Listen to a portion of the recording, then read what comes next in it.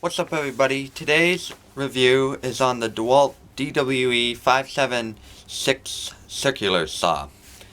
This circular saw has a 190mm blade, 7¼ I believe. It's got a 30mm center hole, 1600 watts, 5200 RPMs per minute. 230 volt. It can go 0 to 57 degrees. It's got a positive stop at 22.5, 45, and 57, and 0. It has a depth adjustment on the back. With a rail at 90, it can go 57 millimeters. At 45 degrees, it can go 39 centimeters. Without a rail, it can do 61 millimeters, not centimeters, millimeters. It can work with a rail, and I don't have a rail, but it can work with a rail. It's not very wide. It's actually quite thin, and the base is a lot wider than some of the other circular saws. So the grip is really good. It's got your little safety there. Very easy to push in with your thumb. I believe it has a magnesium base and a magnesium guard. It's not metal and it feels like magnesium. It's definitely not plastic either. And it's a lot lighter than some of the other circular saws. It's got this really long, really nice cord. It's a very thick cord. I really like these cords because if you're going to make a corded tool, you might as well put a nice cord on it. And a long cord too. The dust port, I don't know if you can see this, but there's a hole right here. So that when you aren't hooked up to a vacuum, it just comes out the hole here like it would without the dust port. But when you do have a vacuum, it just sucks it by. So if this hole wasn't there, the dust wouldn't get away from the blade quite as fast. Some of it would go back around and make a mess. You got your blade brake up front here. And you got your wrench in the back. It's nice that they give you onboard storage for the wrench. It is a bit wonky to put the dust extraction on, and also the depth gauge is not the clearest depth gauge. Like I'll say later in the video, normally I just line the bottom of the teeth up with the bottom of the wood. It's a really heavy duty saw. They do have a bigger model. I'm not sure if you can even get it anymore, but it's model number D23700. It's got the 235mm blade, 8 3/4 inch. And they do have a smaller saw, but it's got a 184mm blade. The reason why I bought this one instead of the smaller 184mm blade is because this one's got a 1600 watt motor. The other one only had a 1350 watt motor. I bought a corded saw because a cordless circular saw would use a lot of juice, and also I rarely use it, so I don't really need a cordless one around. But if the cordless are made anything like this saw, they're probably really good. I really like the blade that came with it. It's a really nice 24 tooth carbide tipped blade, and actually if I have to buy a new blade, when I have to buy a new blade for this, I will look for the same blade. I've done quite a bit with it, and it still cuts like it did when I took it out of the box. So, and the handle, it has a nice grip on it. Like both handles are really nice.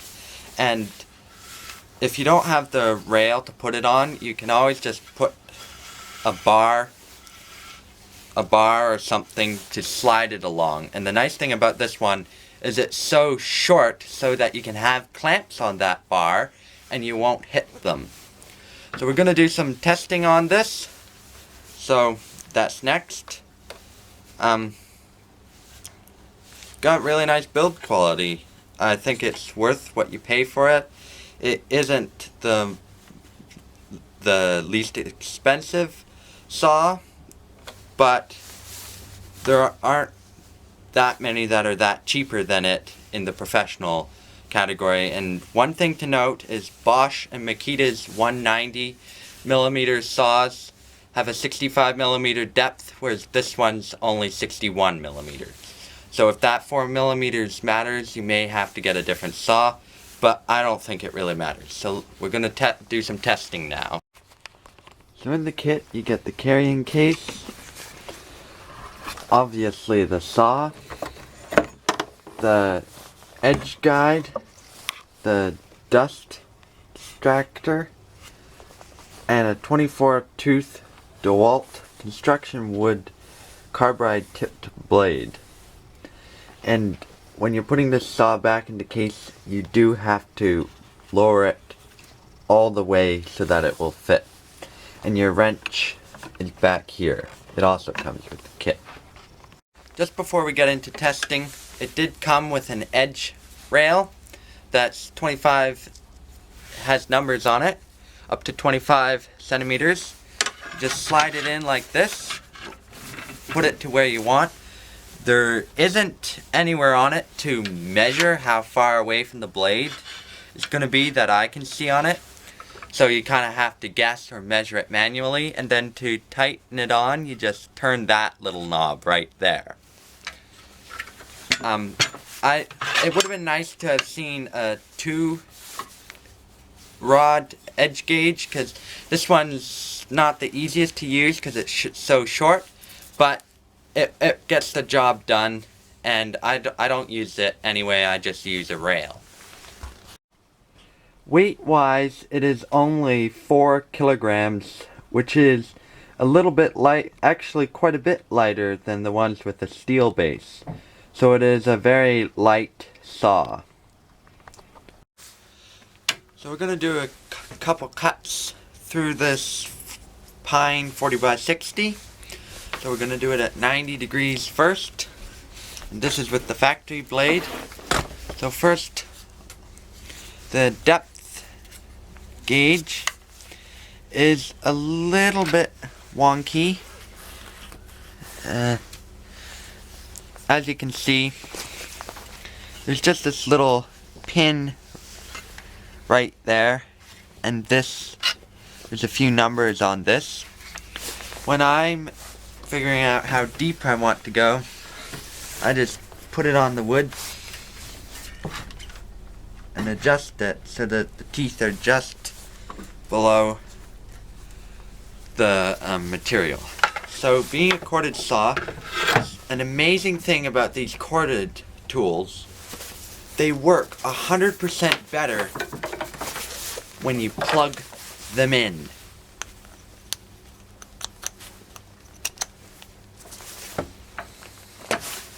Being a corded tool, remember there's a cord, don't cut it.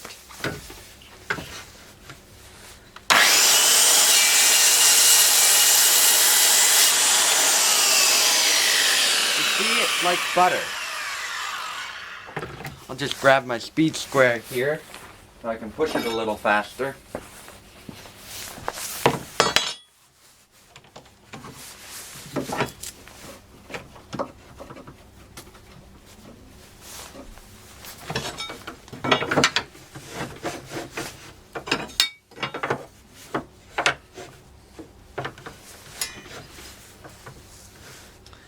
We'll do another cut.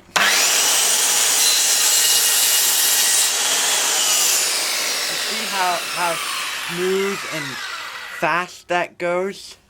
Now, part of it is the blade hasn't had that much use, but still.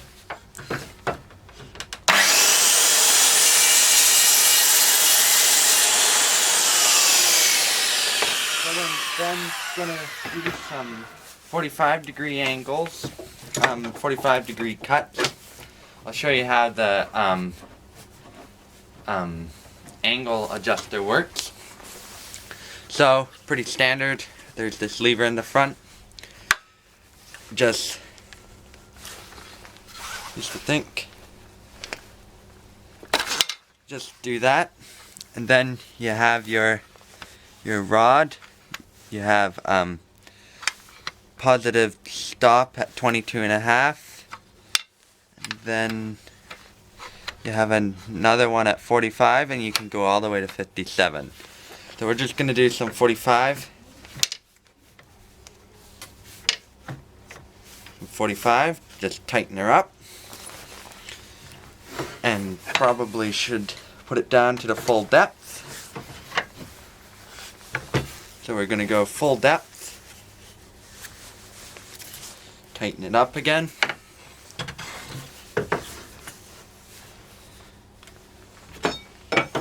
And personally, I've never used a circular saw on a 45-degree angle before, and I don't think it would ever be something I would use.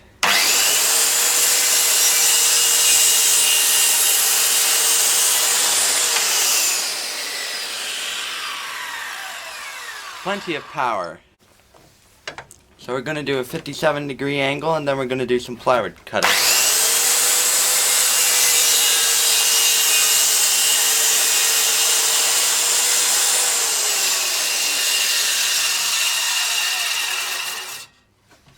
So plenty of power. Let's get on to the plywood.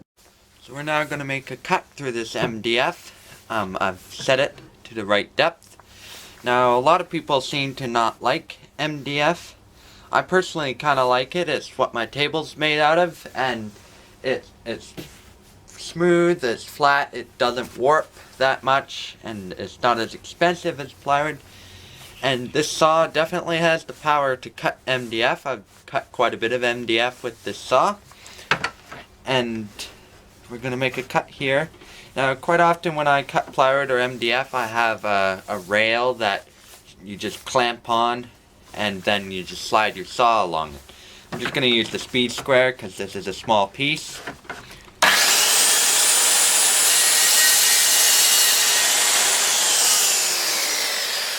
Barely even felt that it was cutting anything.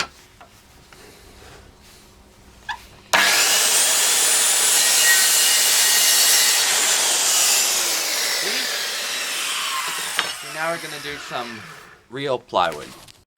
So we're going to do some cuts in this plywood. This is 15mm plywood, by the way, and the MDF was 18mm, or it might have been 22mm.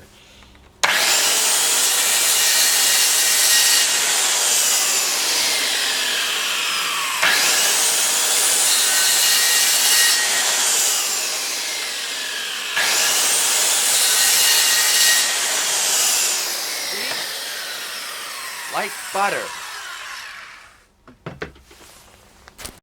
So the last thing we're going to cut is this piece of treated 70 by 70. Now the saw can't cut all the way through, but we're going to try it anyway.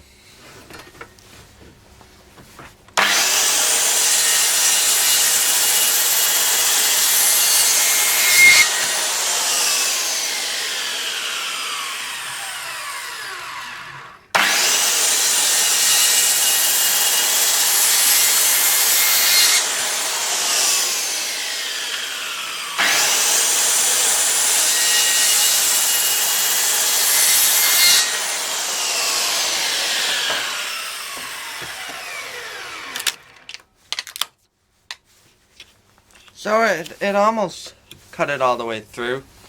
So I really like this saw. It's a good saw. I've had it for over a year now.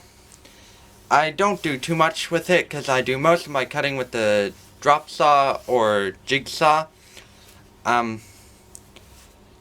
So thank you for watching, and I'll see you next time.